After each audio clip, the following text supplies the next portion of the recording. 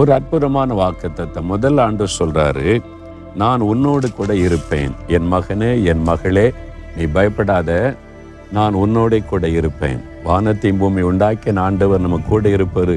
இவ்வளவு பெரிய பாக்கியம் இல்லை? அவர் உறுதியா சொல்றார், நான் உன்னோட இருப்பேன். இதை விட ஒரு பெரிய வாக்குத்தத்தை யார் கொடுக்க முடியும்?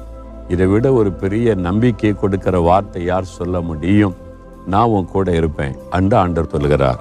ரெண்டாவது, நீ போகிற இடத்துலெல்லாம் உன்னை காத்து கொள்ளுவேன். தீங்கு நிறைந்த ஒரு உலகத்தில் நீ வாழ்வது எனக்கு தெரியும். ஆபத்து நிறைந்த உலகம், எத்தனையோ ஆபத்துகள் இருக்கிறது. கொள்ள நோய் ஒரு பக்கம், நான் உன்னை பாதுகாப்பேன்.